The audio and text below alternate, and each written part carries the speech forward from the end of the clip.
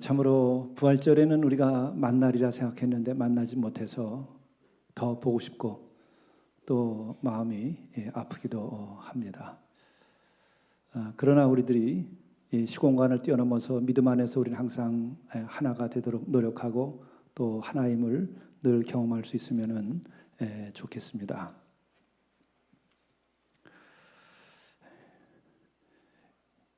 한 노인이 아내의 관을 붙잡고 눈물을 흘리는데 그 슬픔에도 불구하고 그에게는 절망이 보이지 않는 것을 보고 어떻게 그 오랫동안 함께 사시다가 헤어지는데 절망감이라든지 또 너무나 가슴 아파서 견딜 수 없는 그런 고통이 없으신가요? 물었더니 대답을 합니다. 나의 주님이 부활하셨습니다. 그것이 답이에요. 나의 주님이 부활하셨습니다. 기르던 어린 아기를 갑작스럽게 잃어버린 어머니가 얼마나 애통하겠습니까? 근데 그 애통에도 불구하고 그는 삶의 희망을 잃지 않고 그의 눈빛에는 여전히 슬픔에도 불구하고 새로운 소망이 살아남아 있습니다. 어떻게 이게 가능할까? 나의 주님은 부활하셨습니다. 나의 주님은 부활하셨습니다. 우리는 천국에서 나의 어린이와 다시 만날 날이 있을 것입니다. 그 아이는 천국에서 우리 부활하신 주님과 더불어 함께 평안하게 살 것입니다. 어떤 이는 가정이 파탄이 나서 홀로 되어버렸는데 그래도 그 아픔 속에서도 희망을 잃지 않습니다. 나의 주님은 부활하셨는데 십자가에서 죽고 십자가에서 육신의 죽음만이 아니라 병사들의 조롱과 많은 사람들의 그 비아냥을 들으면서도 그렇게 죽으신 주님이 결국은 부활하셨는데 나는 그 주님을 믿는다. 주님을 부활하셨다고 하는 것이 우리들에게 이렇게 희망이 되는 것입니다. 전쟁 중에 포탄으로 일생 동안 모든 것을 바쳐서 자기가 일으켜 놓은 자기의 집과 가정이 송두리째 포탄으로 파괴되는 상황 속에서도 절망할 수밖에 없는 거기에서도 그 고통을 이기고 그 가운데에서 소망의 빛을 가지고 있는 사람들, 그들이 고백하는 것입니다. 나의 주님은 부활하셨습니다. 나의 주님은 부활하셨습니다. 우리에게는 영원한 생명이 있고 영원한 나라가 있습니다. 그것은 내일만이 아니라 오늘 우리에게 함께 하시는 것입니다. 오늘 하나님 말씀은 마태복음 28장 부활하신 주님의 그 장면을 묘사하고 있습니다. 안식일이 다 지나가고 안식 후 첫날이 되려는 새벽에 막달라 마리아와 다른 마리아가 무덤을 보려고 갔더니라고 합니다. 이 이야기에는 엄청난 것들이 숨겨져 있습니다. 우리는 여기에서 새벽에 무덤을 찾아간 이 여인들의 마음에서 우리가 참 믿음을 회복할 수 있는 그 길이 감춰져 있는 것입니다.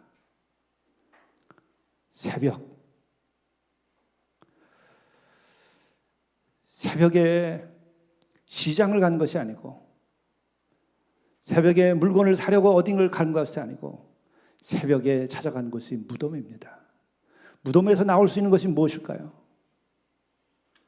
그 새벽에 그 무덤에 누가 묻혔길래 거기를 찾아간 것일까요? 십자가에서 처참하게 죽은 그 절망의 절망을 보여준 그 한 스승, 한 사나이, 예수 그리스도의 그 시신이 묻혀져 있는 그곳을 찾아간 것입니다. 무덤은 더 이상 계산이 없는 것입니다. 이미 계산이 끝났습니다. 다 망한 것입니다. 절망밖에 없는 것입니다. 거기서 나올 수 있는 것은 아무것도 없습니다. 이익이 될 것도 전혀 없는 것이죠. 거기를 찾아가는데 그것도 새벽에 찾아갔다고 한다면은 이 찾아간 여인 그 한 영혼의 그 마음은 어떤 것입니까? 거기는 순수하고 거룩한 사랑이 있는 것입니다. 이것을 우리는 부러워해야 됩니다. 억만금을 주고도 살 수 없는 그 영혼의 그 순수함과 거룩함이 우리 안에 있어야 됩니다. 우리가 불행해지고 우리나라가 이렇게 되고 가정이 이렇게 되고 교회가 이렇게 되는 것은 우리 자신을 돌이켜볼 때에 무엇 때문일까? 없어서 그럴까? 권력이 없기 때문에 그럴까? 배가 고파서 그럴까? 가진 것이 없어서 그럴까? 순수한 사랑과 거룩함이 없기 때문에 그런 것입니다. 가정이 어떻게 회복될 수 있을까? 우리의 인간의 관계가 어떻게 회복될 수 있을까? 교회가 어떻게 회복될 수 있을까? 이 나라가 어떻게 회복될 수 있을까? 인류가 지금 살아가면서 어떻게 인간답게 살아갈 수 있을까? 물질이 없어서가 아니고 법이 없어서가 아니고 정치 제도가 없기 때문이 아니라 어떤 이념 때문이 아니라 인간이 가져야 할 가장 근본적인 것들, 순수한 마음과 거룩한 사랑을 잃어버렸기 때문에 그런 것이에요. 그것을 잃어버리면 이른 새벽에 무덤에 찾아가지 않습니다. 오늘 인간들이 이른 새벽에 무덤을 찾아갈 수 있는 그 영혼, 그 마음을 회복하면 인류는 회복될 수 있어요. 그것이 없으면 우리들에게는 오늘의 환난이 심판으로 분명하게 갈 것입니다. 분명하게 그렇게 될 것입니다. 아니라고 말할 수 없는 것입니다. 성경은 분명하게 우리에게 2000년, 3000년 동안 그렇게 말해왔습니다. 그러나 누구든지 이 새벽에 무덤을 찾아간 영혼, 그 마음을 회복하면 오늘 우리의 죄악이 아무리 진홍 같을지라도 짙고 붉은 피와 같을지라도 아무리 진흙창 같을지라도 회출한 무덤 같을지라도 다시 부활의 그 은총과 사랑으로 인하여서 인류는 새로운 삶을 진행할 수 있습니다. 인간은 결코 스스로가 심판자가 아니고 스스로가 주인이 아니며 우주의 주체가 아닙니다. 만물을 주신 창조주 하나님의 은혜 가운데에서 하늘과 땅과 그리고 우리의 목숨이 주어진 것이고 나라도 주어진 것입니다. 정신을 차려야 됩니다. 인류가 보이지도 않는 이 미물에 의해서도 그 잘난 인간들이, 그 잘난 지도자들이, 그 잘난 권세자들이 어떻게 돼가고 있습니까? 그 많은 부가 있다 할지라도 어떤 기업이 이것을 다 해결할 수 있겠습니까? 해결할 수 있는 길은 새벽 무덤을 찾아가는 그 영혼을 회복해야 돼요. 순수하고 거룩한 사랑이 있었기 때문에 그 이른 새벽에 무덤을 찾아간 것입니다. 새벽의 시간에. 그리고 또한 그 무덤을 찾아가는데도 새벽에 찾아가는 것은 왜 찾아갈 수 있을까? 철저하게 절망할 수밖에 없는 상황이었었지만은 거기에서도 소망을 가지고 있었기 때문에 보고 싶은 마음이 있어서 찾아간 것입니다. 그리움을 가진 사람은 소망을 가진 사람들입니다.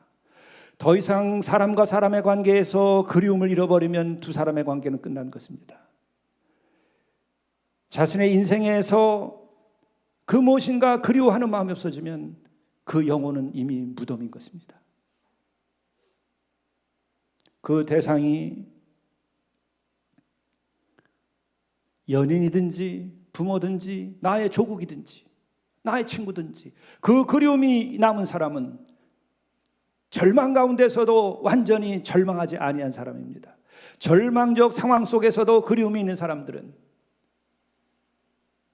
아직 그는 완전한 절망에 이르지 않은 소망이 남아있는 사람들입니다. 나라가 다 적군에 의해서 짓밟히고 빼앗겼을지라도 망명한 지도자는 자기의 조국을 그리워하는 것입니다. 이미 다 국가는 끝이 났을지라도 그리움이 있는 이들은 그 조국에 대한 소망을 버리지 않은 것입니다.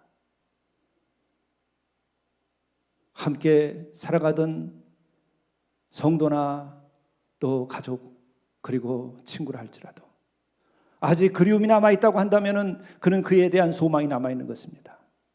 그리움이 있습니까? 무서운 사람들은 계산하면 끝납니다. 인간에게 그리움이 사라져버리고 있습니다. 물질의 우상 숭배에 빠지면 그리움이 사라지는 거예요. 그 가운데에서도 그리움이 있다고 한다면 그에게 희망이 있는 것입니다. 때로는 나라를 팔아먹은 매국노라 할지라도 자기 조국에 대한 그리움이 있다고 한다면 그는 삭개오처럼 회개하고 돌아올 수 있는 가능성이 있는 것입니다.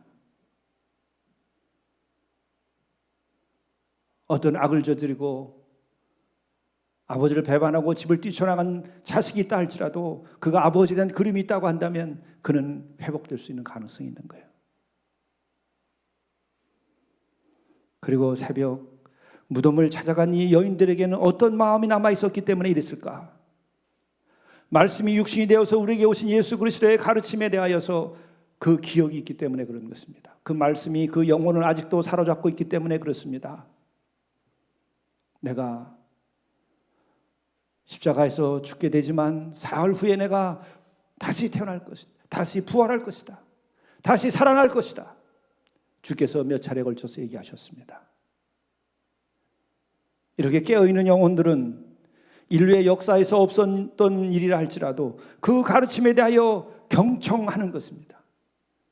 귀담아 들을 수 있는 자가 제자인 것입니다. 말이 들리지 않으면 더 이상은 그는 진리와 상관이 없는 존재입니다. 아무리 그가 많은 지식을 가지고 있을지라도 주의 말씀에 대하여 경청하고 그 말씀에 대하여 청종할 수 있는 순종의 마음이 없고 들리지 않으면 그것은 예수님과 아무 관계가 없는 거예요. 다시 부활한다고 하는 이야기를 누가 믿을 수 있었겠습니까? 누가 귀담아 들을 수 있었겠습니까? 인류에게 없었던 일을 얘기하는 데에 그러나 이 여인들은 분명히 그 마음속에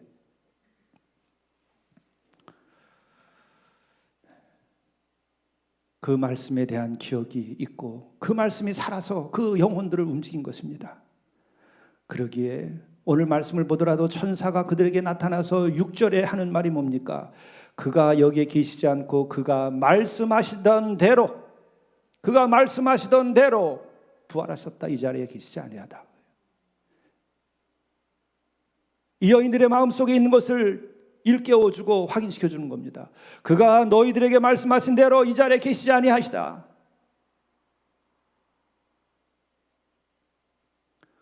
여러분 주의 말씀을 들을 때에 귀담아 들으셔야 돼요. 그게 깨어있는 자예요. 복잡할 게 아무것도 없어요. 주의 말씀은 진리예요. 그렇게 살아서 손해본 사람이 아무도 없어요. 죽어도 영생입니다. 아무리 세상에서 성공해도 죽으면 지옥인 것은 이 짧은 인생 어떻게 사는 게 낫겠습니까? 영원한 세계로 가는 것이 낫지. 계산을 해도 똑똑하게 계산을 해야 돼요. 오늘날 이 인류가, 인간들이 머리를 그렇게 굴리고 굴려도 맨 마지막 바깥에 곱하기 제로라는 것을 못 봐요. 아무리 똑똑해도 이 인간들이 눈이 어두워서 가로 안에 계산만 팔가 덧셈 뺄셈 정확하게 맞추고 컴퓨터로 계산해내고 AI로 계산해내고 확률로 맞추는데 밖에 곱하기 제로라고 하는 것을 알아야죠.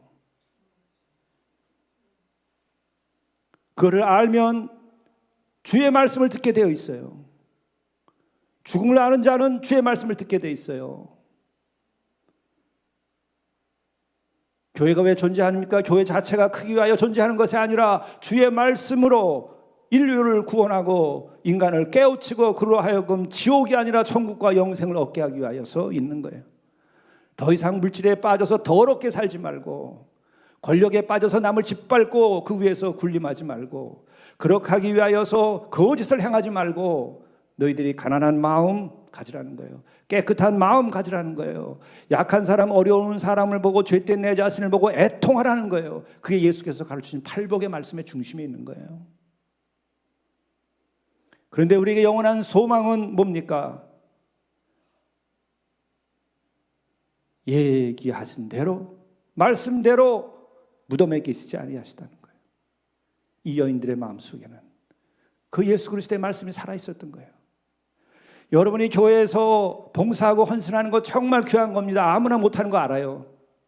그러나 여러분들이 이 말씀을 내가 듣고 거기서 깨어나서 말씀에 따르지 아니하면, 애타게 제가 얘기하는 것이지만 소용없어요. 예수 믿는 게. 거래하는 거 아니에요. 목회는. 교회는 그렇게 권력을 가지고 나눠 먹는 것이 아니에요. 권력 관계가 아니에요. 오늘 맨 마지막에 예수께서 뭐라고 말씀하시는 걸 보세요. 부활한 예수께서 10절에 말씀하십니다. 예수께서 이르시되 무서워하지 말라. 가서 내 형제들에게 갈릴리로 가라 하라. 예수와 제자의 관계가 형제 관계예요. 성도와 성도의 관계가 형제 관계지 권력 관계가 아니에요. 우리 사이에는 말씀을 따르냐 아니냐, 진리냐 진리가 아니냐, 생명이냐 생명이 아니냐, 이것 가지고만 우리들이 교제를 하는 거예요. 근데 어떻게 이게 다 할 수 있습니까? 할 수 없어요. 세상에 물들어가지고 세상 냄새로 와서 풍기는데. 그러나 참고 견디면서 각자가 넘어지고 다시 일어나서 형제의 관계를 회복하는 거예요. 여러분 놀랍지 않아요? 예수님의 맨 마지막의 모습은 어떤 거예요? 궁극적인 우리 그리스도의 모습은 어떤 거예요? 예수는 그리스도시요 살아계신 하나님의 아들이라고 했는데 그것이 확증된 게 뭐예요? 부활이에요. 부활. 그래서 부활한 존재로 인하여 예수는 그리스도라고 하는 것을 선포한 것이 기독교예요. 그러면은 그 그리스도, 그분은 부활함으로 인하여 그리스도인 것을 드러내셨는데 태어날 때부터 마지막까지 여러 모습을 가지고 있어요. 예수님의 모습도. 그러나 마지막 예수 그리스도의 온전한 모습은 어떤 거예요? 서른에 이제 나와서 공생애를 시작할 때의 모습 아닙니다. 마지막 부활한 모습이 그의 전부를 말하는 거예요. 그 예수께서 완전하신 분이 제자들을 향하여 뭐라고 얘기하셨죠? 내 형제들에게, 내 자매들에게 이렇게 얘기한 거예요. 그러면 예수님과 내가 예수 그리스도의 공동체는 어떤 관계인가? 형제와 자매 관계예요. 권력 관계가 아니에요. 진리로 인하여 내가 새롭게 주님과 만나게 되면 어떤 관계가 되는가? 형제와 자매가 관계되는 거예요. 예수께서 요한복음 15장 14절 15절에서 뭐라고 말씀하셨죠? 너희는 내가 명하는 대로 행하면 나의 친구라. 이게 말이 될 일이에요. 여러분이나 내가 그분의 친구가 될 만한 군번입니까? 예? 세상 사는데도 군번 따지잖아요. 논산 훈련소 출신들 다 알잖아요. 같은 사병들이 더 무섭더라고 보니까, 저도 군목해 보니까. 예? 군번 가지고. 근데 죄송한 얘기지만 병사와 사병과 장교가 같습니까? 사단장과 중대장이 같습니까? 소대장이 군단장과 같습니까? 세상에도 함부로 맘먹을 수가 없어요. 그러나 그리스도께서 당신의 제자들을 향하여 나의 친구라고 말했어요. 부활한 주께서는 나의 형제라고 말했어요. 나의 자매라고 말했어요. 이 관계를 우리가 회복할 수 알아야 되고, 그 관계가 눈에 보여야 되고, 그 관계로 살아야 돼. 그분과 나의 사이는 아무것도 필요가 없어요. 나는 당신이 말씀하니까 진리로 알아서 나는 그 말씀을 따라서 내가 살고 죽겠습니다. 그 밖에 나에게는 소원이 없습니다. 내가 그대로 살겠나이다.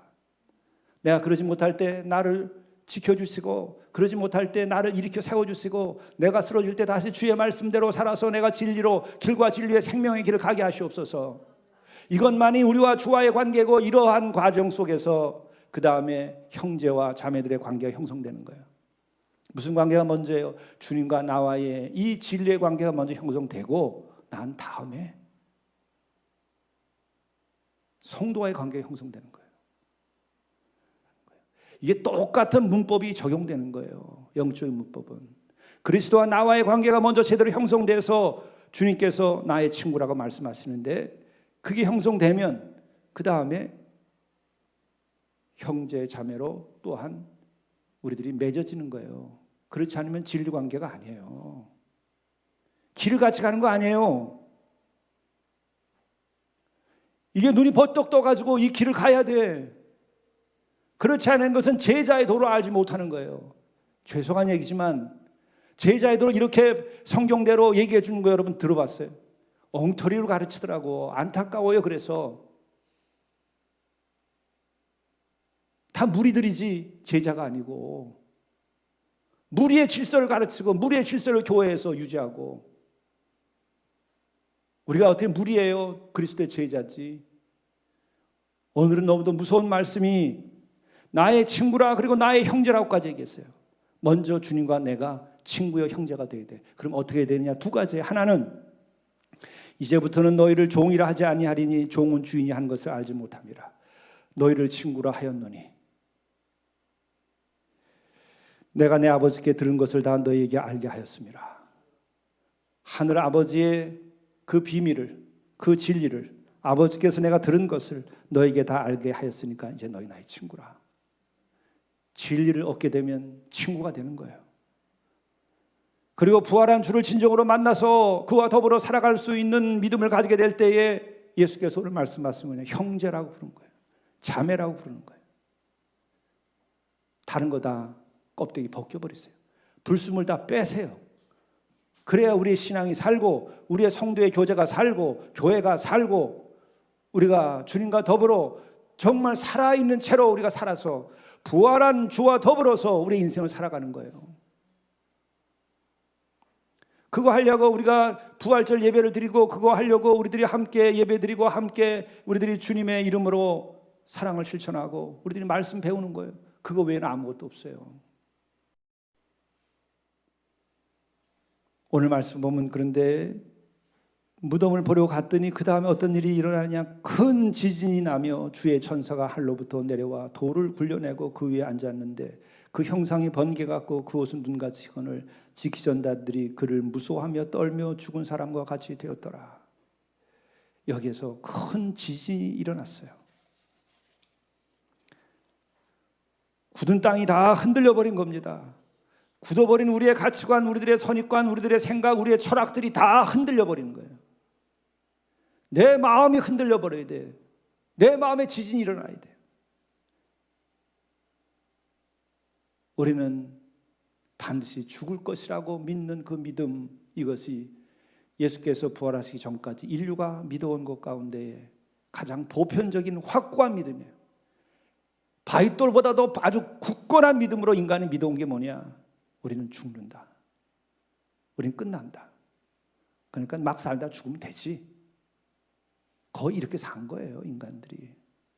지금 하나님을 믿지 않고 사는 사람들, 부활한 주를 믿지 않는 사람들은 똑같습니다. 마지막엔 막 살아도 되는 거예요. 죽을 거니까.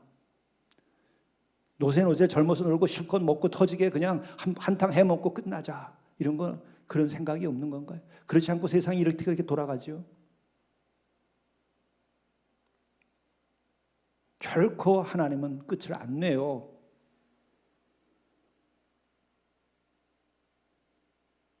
사탄의 유혹에 넘어가지 마세요.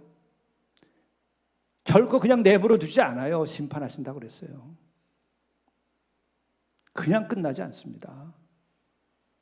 어떻게 이렇게 많은 악을 저지르고 창조주의 그 뜻을 어기고 다 거저 하늘과 땅을 짓고 목숨을 지어서 거저 주었는데도 그것을 무시하고 짓밟은 그 인간들을 어떻게 가만둘 수 있을까요? 가만둘 수 없는 거예요. 그러나 그 심판의 마음보다도 사랑하고 구원하려고 하는 그 최초의 인간을 지을 때의 그 마음, 하늘과 땅을 창조할 때 그 마음, 그보다 더 큰, 어쩌면 더 큰 마음으로 버릴 수 없어서, 죽일 수 없어서 살려내야 하기 때문에 예수 그리스도를 보내주셨고, 보내주셨을 뿐만 아니라 지금까지 인간이 가장 확고하게 믿어왔던 인간은 죽는다고 하는 것을 깨부신 거예요.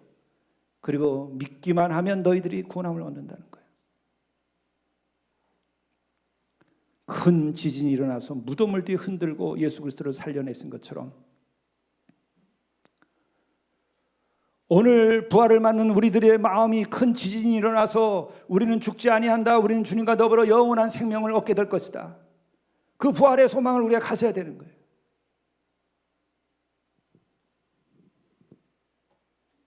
은혜의 지진입니다. 사랑의 지진입니다. 우리의 선입견을 다 깨부순 겁니다. 인간의 절망의 그 신앙을 깨부순 거예요. 이게 부활의 은혜입니다. 이때 천사가 이 여인들에게 얘기합니다. 십자가에 못 박히신 예수를 너희가 찾는 줄 내가 아노라. 그렇죠.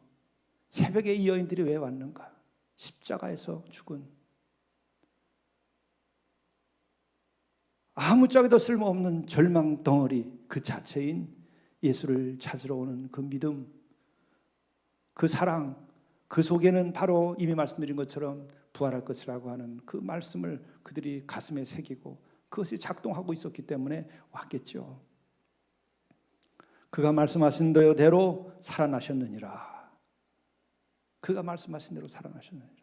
주의 말씀은 반드시 1.1획도 사라지지 않고 그대로 이루어질 것이다. 오늘 여기서 확증하시는 거예요. 그가 하신 말씀 가운데 가장 믿을 수 없는 말씀이 뭐예요? 부활할 것이라는 거예요. 예수께서 하신 말씀 가운데 가장 이해할 수 없는 말씀이 있어요. 그게 내가 죽고 부활할 것이라는 거예요.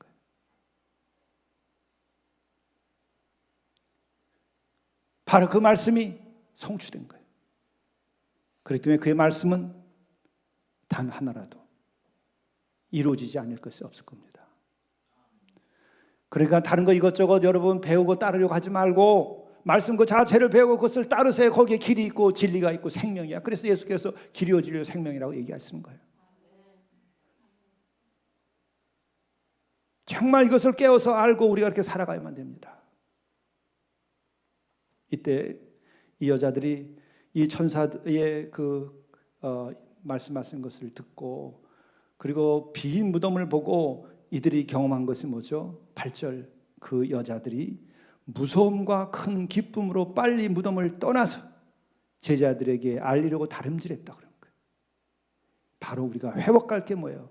무서움과 큰 기쁨이 있어야 되는 거예요. 부활의 신앙은 뭐죠? 부활의 영성은 뭐죠? 큰 두려움과 경외심이에요. 아, 우리 인간의 손 안에 있지 아니하구나. 그분은 우리 인간의 손 안에 있지 아니하구나. 우리의 철학 안에 있는 것이 아니구나. 우리의 이념 안에 있는 것이 아니구나. 도덕 안에 있는 것이 아니고 윤리 안에 있는 것이 아니로구나. 나의 생각의 범위 안에 있는 것이 아니로구나. 무서워 떨어야 돼. 내가 마음대로 할 수 있는 분이 아니로구나. 내 계산 안에 있지 아니하구나. 내가 재단할 수 없고 내가 추측할 수 없고 오직 두려워서 벌벌 떠는 거예요. 그게 뭐예요? 모세로부터 나타나는 거예요. 광야에서 40년 후에 그가 마음이 순수해지고 깨끗해졌을 때에 그때 등장하셨어요. 하나님께서. 여호와 하나님께서 나타났을 때 그가 무서워서 떨었어요. 그분을 만나면 그 백성들이 그랬어요. 십계명이 주어질 때 다시 이런 일이 있으면 우리가 살지 못하리라. 죽으리라. 이게 우리에게 살아있어야 돼요. 거룩한 감정이라는 게 어떤 것 같아요? 그 시작은 두려움이에요. 아니 두려움이 없어. 아니 딱 보면 알아. 교회 올 때 신발 찍찍 끌고 오고 우리 교회는 그런 분들 없지만 제단에 올라올 때 제단인지 아닌지 구별이 안 돼. 성경을 읽고 성경 말씀 들을 때에 제 멋대로 해석하고 자기 멋대로 그냥 읽어. 교회에서 뭘 하는데 삼가 함이 없어요. 성도가 살아가는데 하늘에 대한 두려움 없이 함부로 말하고,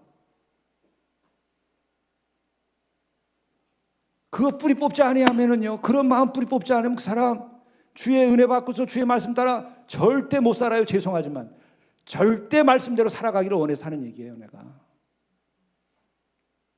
옛설이 안 되는 사람들이 있어요. 일생 동안 말씀하시면 아멘, 예, 이게 안 돼. 그거 되는 사람이 은혜인 거예요. 왜 될까? 두려움을 아는 사람들이 되는 거예요. 사탄이 그 영혼을 쥐고 있으면 아주 씁스럽고 자고하고 자기 주장밖에 없는 거예요. 자기 자리와 자기 이익밖에 없는 거예요. 두려움은 깨져나가는 거예요. 어떻게 이게 깨져나갈까? 안 깨져나가요. 내가 아무리 뭘 하려도 어떻게 하면 깨져나가죠? 이 큰 두려움을 맞대면 해야 되는 거예요. 큰 무서움과 큰 기쁨으로 타부는 두려움만 있으나 이 생명을 살리고 진리인 이 성경 안에서 주를 믿는 믿음에서는 큰 기쁨이 있는 거예요. 두려우나 기쁨이 충만한 거예요. 영원한 생명을 나에게 주시니까 기뻐하는 거예요. 세상에 어디서 큰 기쁨이 있어요?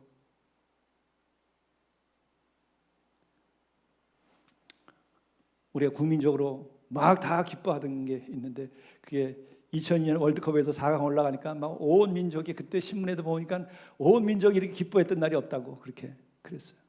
큰 기쁨. 그보다 더 영적으로 높고 깊은 그 기쁨이, 이것이 부활한 주를 대할 때에 우리가 느끼는 기쁨인 거예요. 비교가 될 수가 없는 거예요.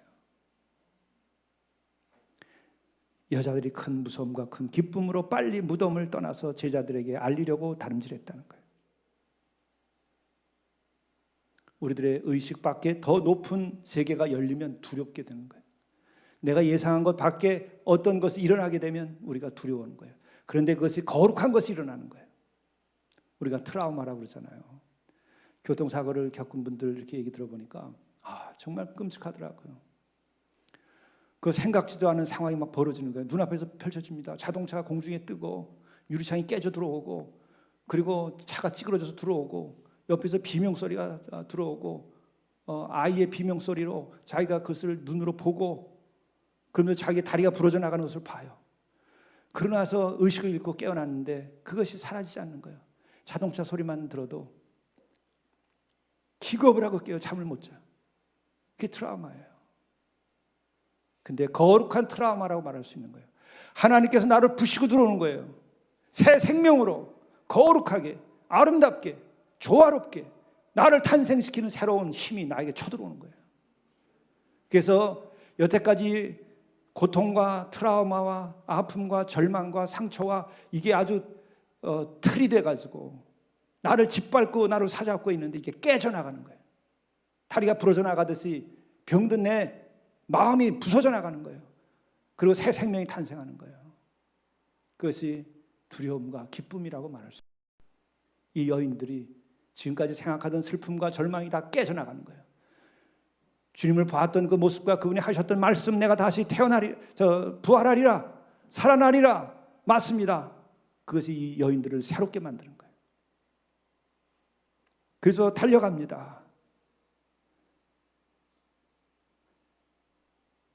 그때 예수께서 만나줍니다. 예수께서 그들을 만나 이르실 때 평안하나 하시거늘, 여자들이 나아가서 어떻게 해요?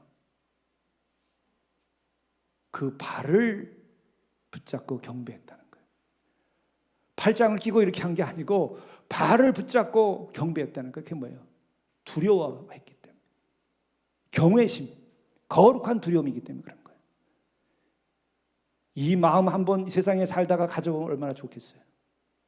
내 마음이 서늘해지고 빛이 나고 아름답고 푸른 창공보다 더 빛나는 하늘 아래 살게 되는 거예요.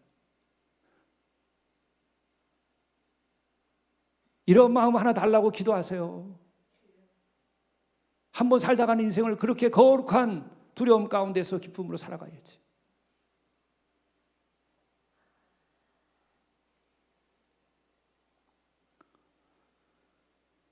얼마나 이러면 우리들이 자유롭게 될까요? 얼마나 이렇게 되면 우리가 거룩해질 수 있을까요? 늘 스스로도 감당하기 어려워. 저 자신도 때때로 그런 경험을 하는데 그럴 때마다 조심해라, 주를 경배해라. 왜? 자고함이 생기는 거예요. 그렇게 잘났다는 생각이 드는 거예요. 그거 죽음의 길이에요. 예수님의 엎드려서 발을 잡았다는 거예요. 그 발을 붙잡고 경배하니 얼마나 그 마음이 거룩해지고 깨끗해지고 기뻤을까. 그런 분이 이미 왔다 가셨고 그런 분이 지금 살아계세요. 예수 믿기 전에 어떤 분은 그랬다고 그래요. 정말 생에 왔다가 가면서 그렇게 내가 거룩한 분 한번 만나서 그를 우러러보고 한번 살아봤으면 좋겠다. 그런 스승 한번 만나봤으면 좋겠다. 그 영혼을 찾아가면 은혜의 벼락을 치는 거예요. 그래, 내가 여기 살아있다. 내가 너와 함께하마. 이런 게 성도들의 삶이에요. 세상에 속하지 않은 자의 삶이 그런 거예요.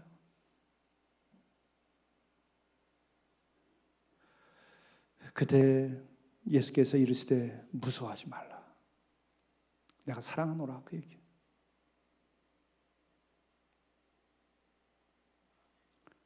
그 거룩한 두려움 가운데 사로잡혀 있을 때 괜찮다.